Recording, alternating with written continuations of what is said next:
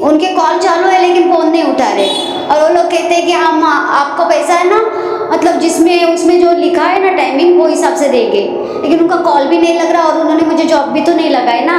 Job लगाए होते तो मैं रुकी होती, जॉब जब नहीं लगाए तो मैं क्यों रुकूँ फिर। मुंबई टीवी, हर खबर सच के साथ। मैं हूं अफजल शेख और आप देख रहे हैं मुंबई टीवी। आप सभी अगर जॉब की तलाश कर रहे हैं और विभिन्न ऐप पर जाते हैं तो आप लोगों के साथ कैसे धोखाधड़ी हो सकती है उसकी एक कहानी हम आपको बताने जा रहे हैं, जहां पर मलाड पश्चिम के एवरशाइन मॉल के पास Aditya industrial cooperative housing society में एक हम कह सकते हैं कि जॉब का बहाना दे करके सभी लोगों को अट्रैक्ट करते, अलग अलग ऐप पर जो है प्रमोशन करते हैं कि यहाँ पर जॉब आपको मिलेगी, और जैसे ही आप जॉब लेने जाते हो तो आपके साथ धोखाधड़ी होती है।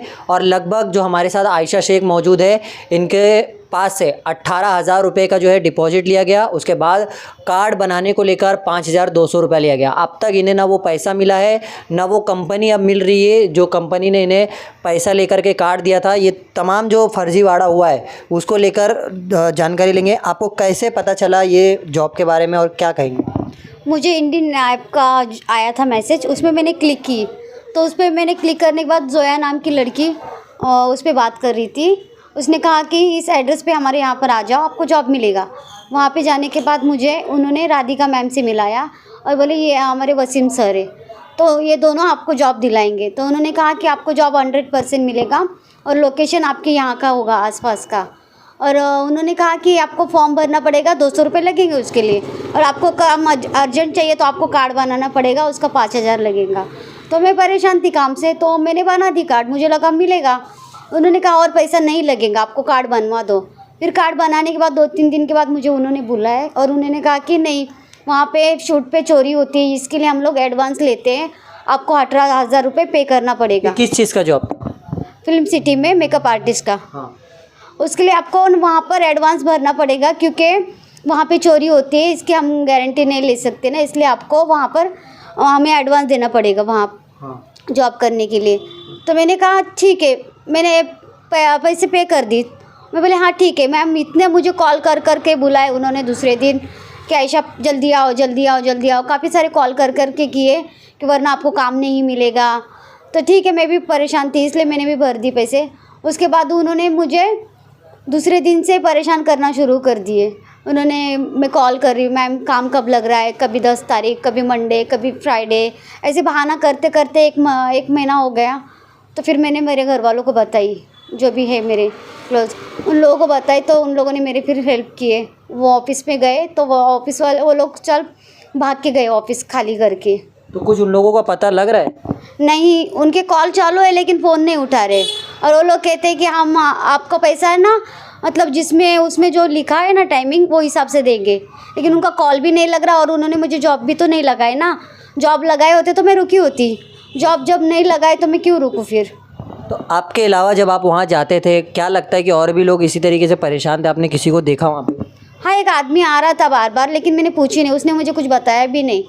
लगभग ये जो आप ऑफिस में गए थे, कितने लोग उसमें शामिल है या किस तरीके से उन लोगों का जो है ये सब चलता है, आप देखे वहाँ पर? जो मेन है और एक अंकल थे मेन, वो भी उनकी गारंटी ले रहे थे, और अंदर कॉल सेंटर की तरह था और अंदर एक कैबिन बना हुआ था।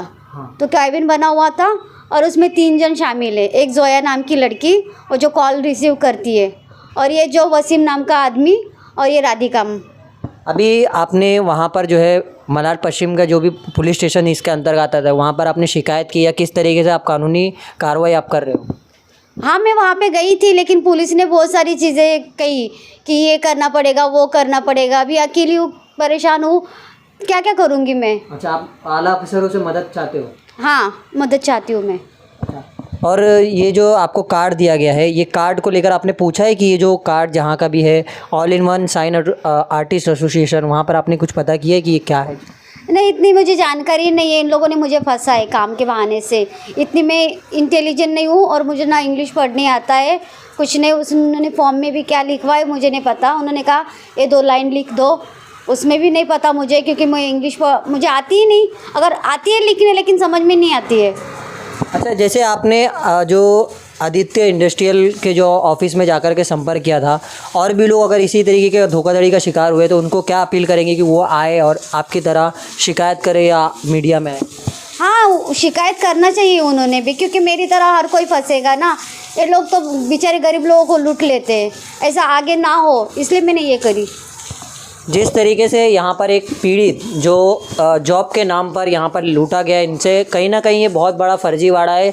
जिस तरीके से इन्होंने कहा कि कॉल सेंटर की तरह ये जो है पूरा ऑफिस के अंदर सिस्टम चलता है और कॉल सेंटर के जैसा पूरा मैनेजमेंट है, लेकिन जब जाते हो तो एक एक करके जो है भावनाओं के साथ खेलते हुए पैसा लिया जाता है।